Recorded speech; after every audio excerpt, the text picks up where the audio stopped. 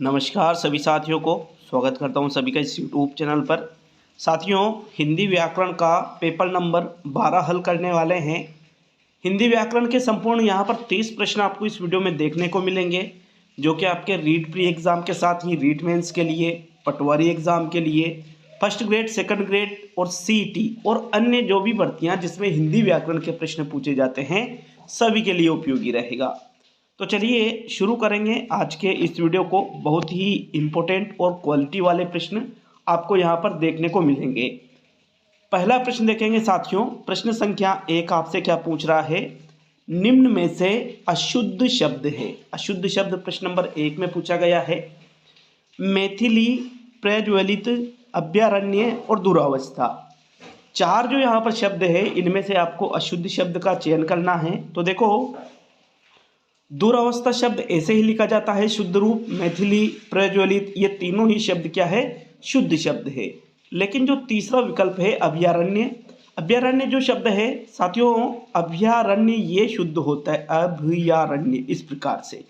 ये जो अभयारण्य यहाँ लिखा हुआ है ये एक अशुद्ध शब्द है। अतः प्रश्न संख्या 1 में आपके तीसरा विकल्प जो है ये आपका सही आंसर होगा।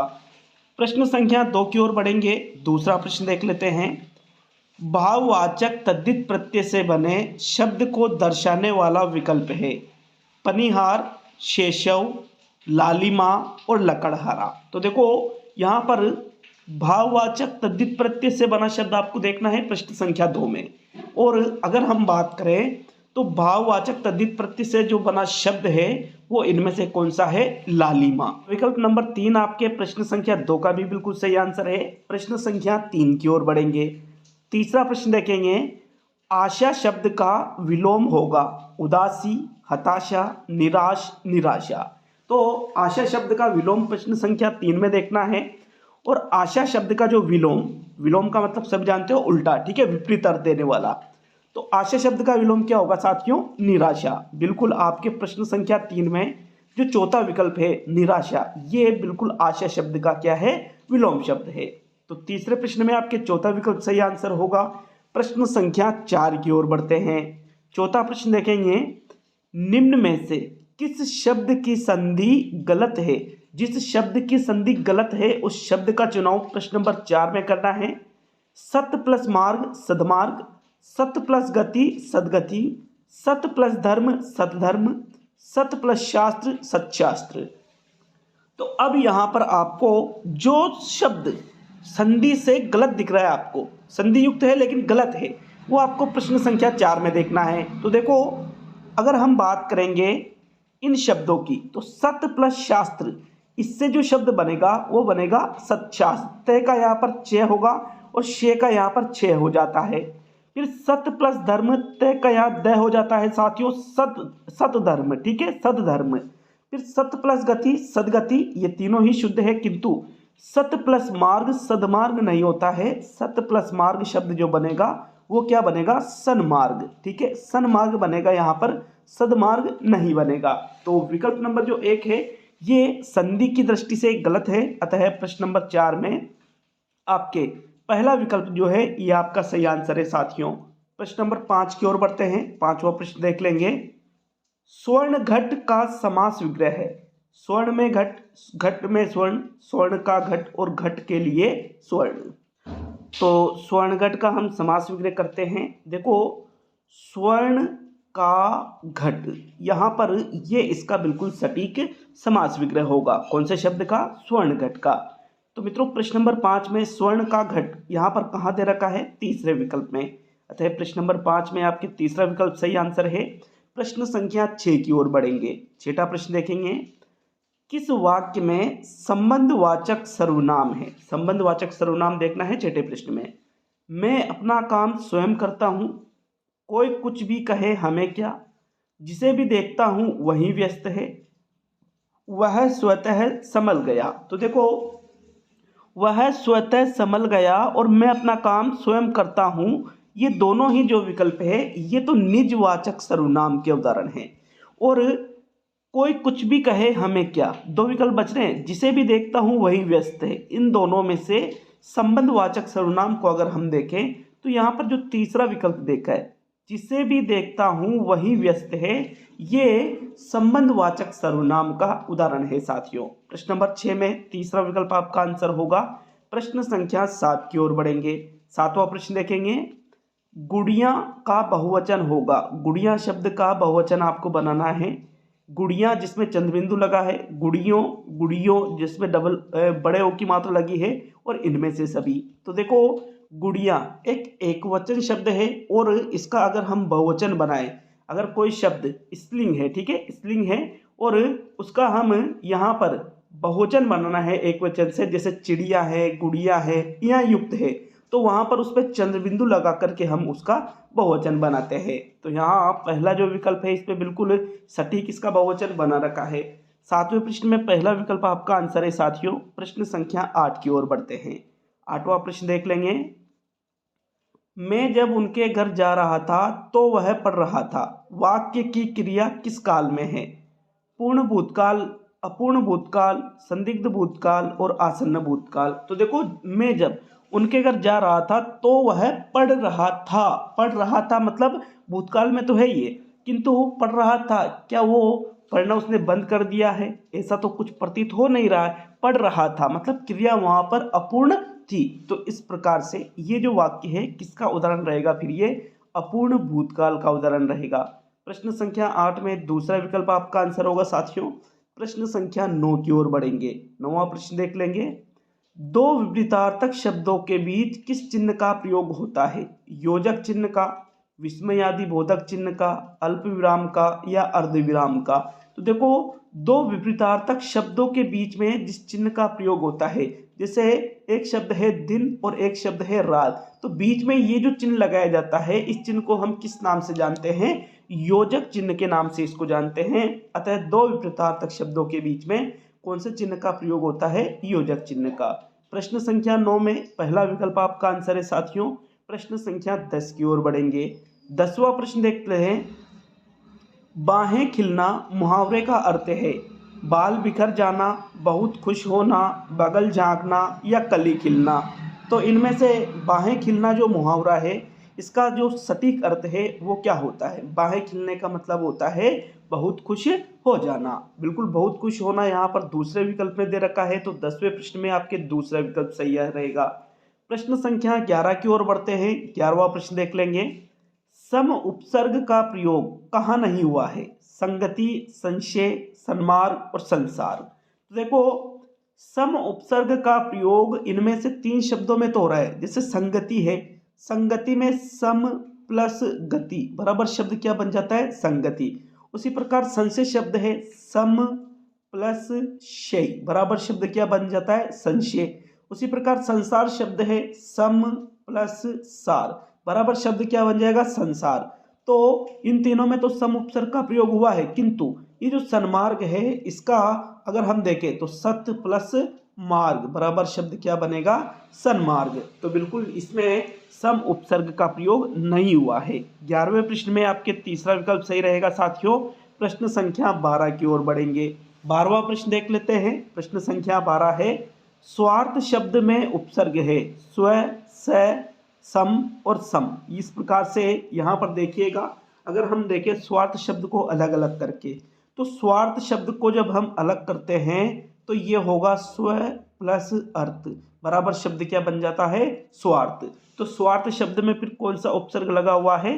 स्व उपसर्ग लगा हुआ है। तो 12वें प्रश्न में आपके पहला विकल्प सही रहेगा। प्रश्न संख्या 13 की ओर बढ़ेंगे। 13वां प्रश्न देखते हैं, परमार्थ शब्द में कौन सी संधि है? व्यंजन, विसर्ग, यण और दीर्घ। परमार्थ शब्द का संधि विच्छेद करेंगे तो हमको आसानी से पता चल जाएगा कि इसमें कौन सी संधि है। परमार्थ शब्द का संधि विच्छेद होगा परम प्लस अर्थ बराबर शब्द क्या बनेगा? परमार्थ।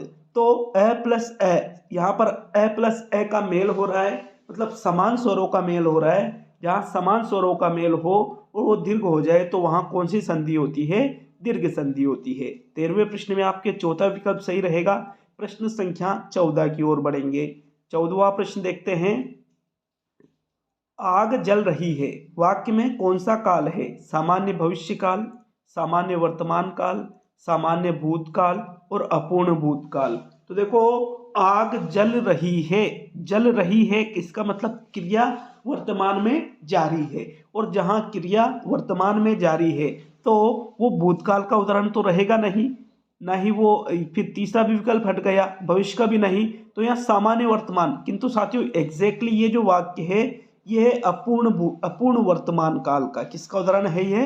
अपूर्ण वर्तमान काल का, क्योंकि जहां ये पता चले कि क्रिया वर्तमान में जारी है, क्रिया वर्तमान में चल रही है, तो वो अपूर्ण वर्तमान काल में चला जाता है। हालांकि विकल्प में अपूर्ण वर्तमान काल नहीं है, तो जो प्रश्न है बोनस योग्य है, किंतु फिर भी हम वर्तमान पे जाएंगे। ठीक है, प्रश्न संख्या 15 की ओर बढ़ते हैं। 15वां प्रश्न देख लेंगे।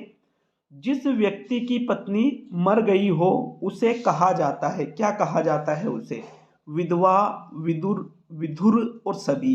तो देखो, जिस व्यक्ति की पत्नी मर जाती है उसको विधवा तो कहेंगे नहीं, क्योंकि विधवा तो जिस स्त्री का पति मर जाए उसको विधवा कहेंगे, और जिस व्यक्ति की पत्नी मर जाए उसको हम कहेंगे विदुर। ठीक है, विदुर नहीं विधुर। ठीक है, द धनुष वाला इसमें होना चाहिए। तो 15वें प्रश्न में आपके तीसरा विकल्प सही रहेगा। प्रश्न नंबर 16 की ओर बढ़ेंगे साथियों। 16वां प्रश्न है, किस शब्द में ता प्रत्यय नहीं है? पात्रता, मानवता, पिता और सफलता। तो इनमें से एक शब्द ऐसा है जिसमें ता प्रत्यय नहीं लगा हुआ है। जैसे सफलता में सफल प्लस ता बराबर सफलता शब्द बनता है, तो इसमें ता प्रत्यय है। उसी प्रकार मानव प्लस ता, पात्र प्लस ता, इन तीनों में तो ता प्रत्यय है, किंतु पी प्लस ता नहीं होता है। पिता तो एक मूल शब्द है, इस वजह से हम कह सकते हैं कि पिता शब्द में ता प्रत्यय नहीं है। 16वें प्रश्न में तीसरा विकल्प आपका आंसर है। प्रश्न नंबर, तो देखो प्रश्न नंबर 17 है, जीवन का विलोम शब्द है जन्म, मरण, मौत और इंतकाल। तो अगर हम देखें, जीवन का जन्म तो होगा नहीं विलोम शब्द। अब जीवन का जो विलोम शब्द है, दिए गए जीवन का मृत्यु भी होता है और जीवन का मरण भी होता है। तो साथियों प्रश्न नंबर 17 में दूसरा विकल्प बिल्कुल सटीक अर्थ आपका बैठता है यहाँ पर। नेक्स्ट प्रश्न संख्या 18 की ओर बढ़ेंगे। अगला प्रश्न पूछ रहा है, सामान्य वर्तमान काल का उदाहरण है, सीता बाजार जाती होगी, वर्षा हो रही थी, वह कलकत्ता जाता है, रमेश ने समाचार पत्र पढ़ा। तो देखो, अगर देखें सामान्य वर्तमान काल को, तो वर्षा हो रही थी मतलब भूतकाल में चला गया। सीता बाजार जाती होगी मतलब इस पे संदेह है, तो ये सामान्य में नहीं रहेगा। रमेश ने समाचार पत्र पढ़ लिया, तो फिर ये भी सामान्य में नहीं रहेगा, क्योंकि ये भी भूतकाल में चला जाएगा। तो फिर कौन सा विकल्प बचा आपके? तीसरा विकल्प, वह कलकत्ता जाता है, ये एक सामान्य वर्तमान काल का उदाहरण है। 18वें प्रश्न में तीसरा विकल्प आपका आंसर होगा साथियों। प्रश्न संख्या 19 को देखेंगे। 19वां प्रश्न देख लेते हैं। पुनर्जन्म शब्द का संधि विच्छेद होगा पुनः प्लस जन्म, पुनर्प्लस जन्म, पुनः प्लस आजन्म, पुनर्प्लस जन्म। तो देखो, पुनर्जन्म जो शब्द है इसका हम संधि विच्छेद करें, विसर्ग संधि इसमें हो रही है, और इसका जो संधि विच्छेद है वो क्या होगा? पुनः प्लस जन्म बराबर शब्द क्या बनेगा? पुनर्जन्म। और पुनः प्लस जन्म कौन से विकल्प में है? पहले विकल्प में। तो बिल्कुल 19वें प्रश्न में फिर कौन सा विकल्प सही रहेगा? पहला विकल्प। प्रश्न संख्या 19 में पहला विकल्प आंसर है साथियों। 20वें प्रश्न की ओर बढ़ेंगे। प्रश्न नंबर 20 में है आपके, निम्न में से किस शब्द का समास विग्रह सही है? जिसका सही समास विग्रह हो रहा है वो देखेंगे। वनवास, वन का वास, गृह प्रवेश, गृह में प्रवेश, हवन सामग्री, हवन की सामग्री, सर्वप्रिय, सबके लिए प्रिय। तो देखो, 3 समास विग्रह गलत है। एक तो हवन सामग्री, हवन की सामग्री नहीं, हवन के लिए सामग्री, ये गलत हो रहा है, के लिए होना चाहिए। सर्वप्रिय, सबके लिए नहीं, सब में प्रिय, ये भी गलत।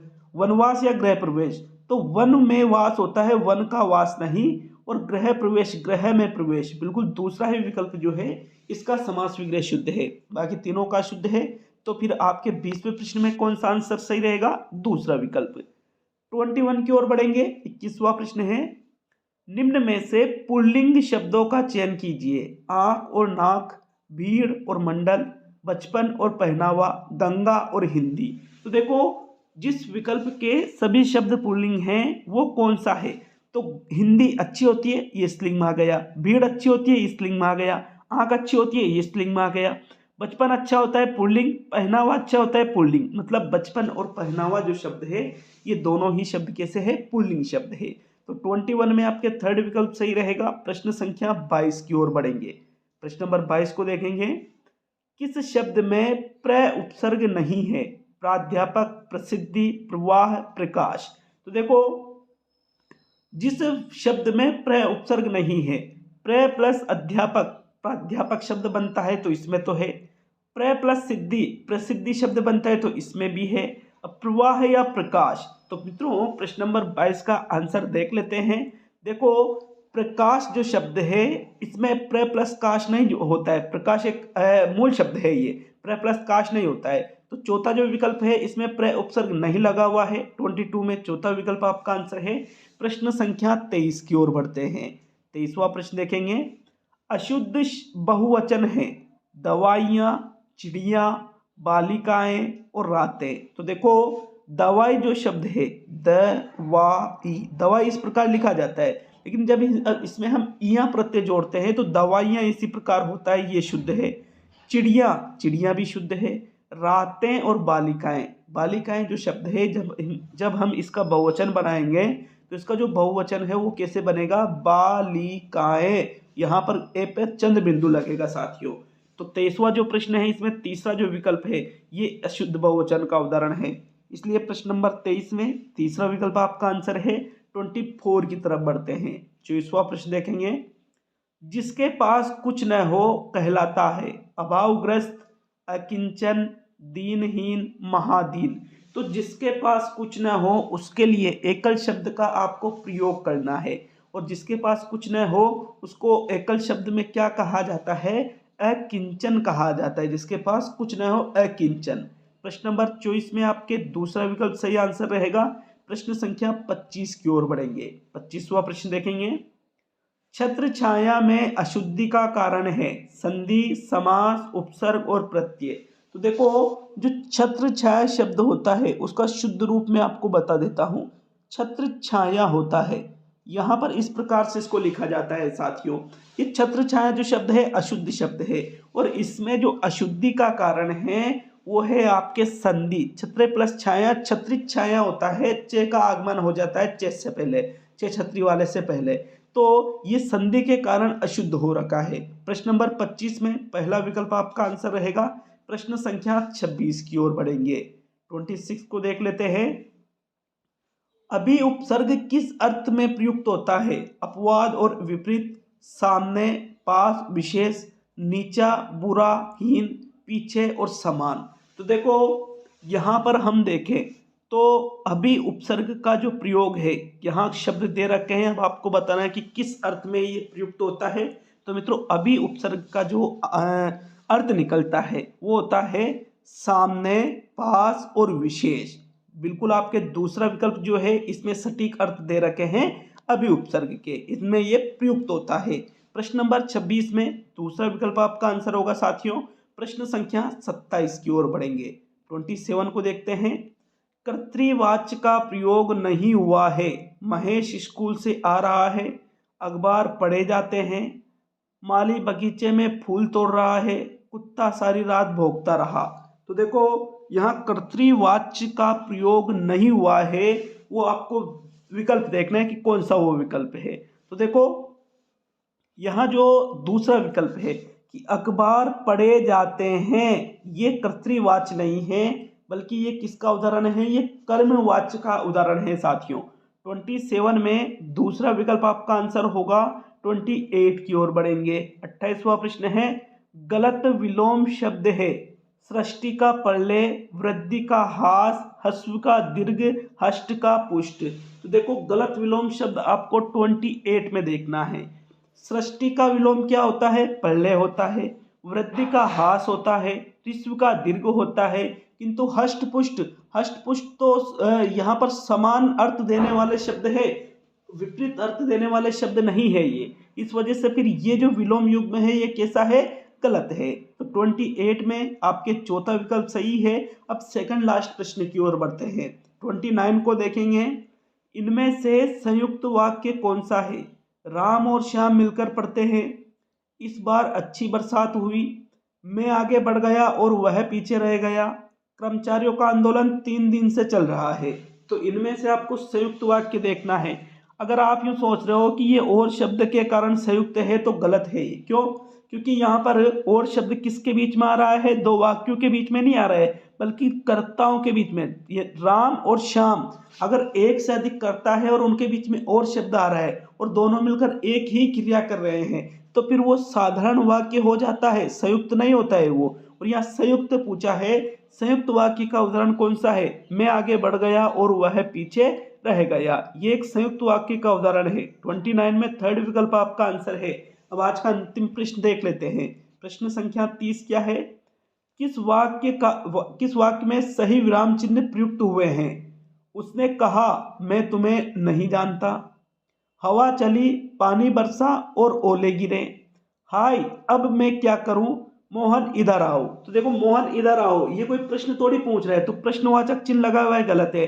हाय अब मैं क्या करूं, तो यहाँ पर विस्मयादि बोधक होना चाहिए, ये भी गलत है। अब पहला या दूसरा, उसने कहा, फिर यहाँ पर चिन्ह आना चाहिए साथियों, विराम चिन्ह लगना चाहिए, किंतु यहाँ नहीं लगा हुआ है। दूसरा ही विकल्प जो है इसमें सही विराम चिन्ह प्रयुक्त हुए हैं, हवा चली, पानी बरसा और ओले गिरे। जो दूसरा विकल्प है प्रश्न संख्या 30 में, ये आपका सही आंसर होगा। तो ये हिंदी व्याकरण का पेपर नंबर 12 कंप्लीट होता है। नेक्स्ट अगले वीडियो में मिलेंगे साथियों जल्द ही। और अगला जो वीडियो है साइकोलॉजी, टीचिंग मेथड वगैरह किसी का भी आ सकता है। तो बहुत बहुत धन्यवाद सभी का वीडियो को पूरा देखने के लिए।